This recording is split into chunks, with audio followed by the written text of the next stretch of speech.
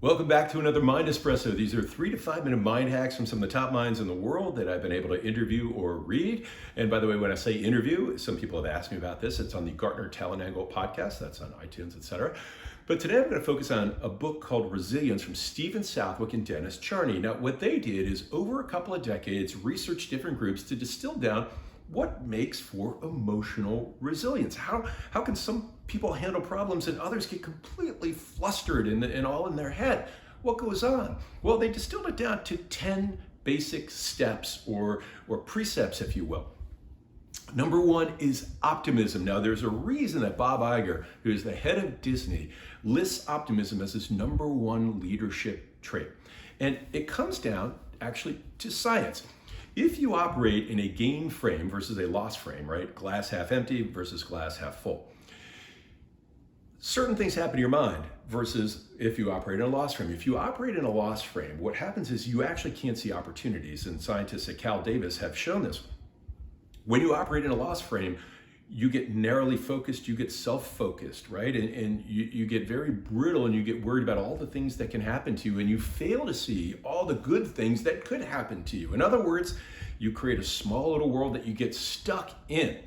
Second thing is you don't think clearly. People who operate in a loss frame were 58% slower to solve problems, so their mind isn't thinking as clearly, and that makes perfect sense if your amygdala's on fire, right? You've got an emotional part of your brain which is prohibiting the thinking part of your brain from working very well.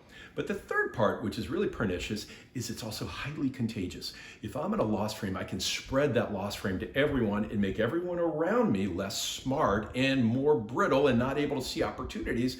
Therefore, I create a world around me that seems dark, right? And that's how you end up in the old toilet bowl. And what they found was optimistic people aren't wildly optimistic, they're pragmatically optimistic. They look at the negatives, they synthesize the negative, and then they incorporate it into the way forward, right? Pessimists get stuck, they marinate, they ruminate, and they make their world smaller. And there you see the difference between people who are what Dan Pink calls buoyant, bopping along in life. Everything good seems to happen to them, and people who just jeepers can't seem to get out of their own way, right? Optimistic frames help us see more, surround ourselves with people who are more optimistic like us, which makes us see more possibilities, which makes us think clearer, which gives us a better outlook.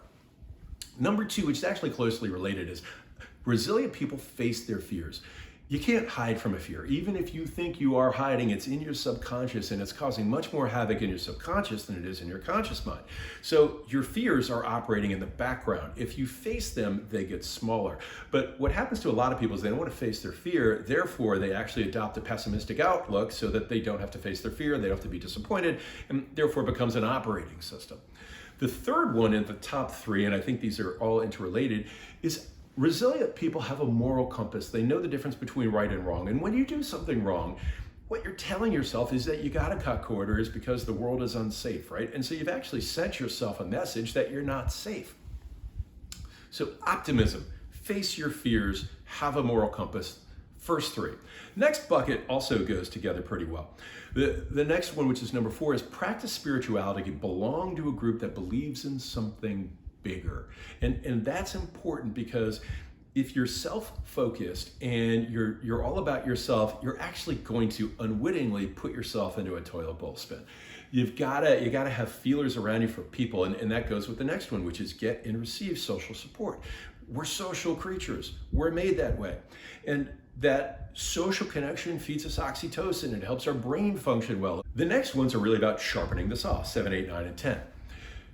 Physical fitness, right? You can't be mentally fit unless you're physically fit. Many studies have shown that there's a direct correlation between your brain chemistry when you're physically fit and positive outcomes, and your brain chemistry when you're not physically fit and negative outcomes. Next, be a lifelong learner. Embrace humility. Always be moving forward and creating and learning more. Number 9 is have a number of ways to cope. Again, don't be brittle. Don't be stuck in any one way of doing things. It's just going to set you up for failure. And people who do this well have what they call cognitive flexibility. They can find the way to the positive outcome rather than get stuck up against the negative, which is why pessimism is a self-fulfilling prophecy. And finally, number 10, have meaning in your life. Do something that contributes to the greater good. These are the 10 characteristics of highly resilient people. And the way to think about them is just mark where you are against each of those. Do I have good social support? Am I role modeling people who are resilient? Do I have meaning in my life? And it doesn't matter where you are, it's where you move to. And once you make progress, you'll start becoming more and more resilient or buoyant. Good things will happen, and it becomes a self-reinforcing prophecy. And that is this week's Mind Espresso.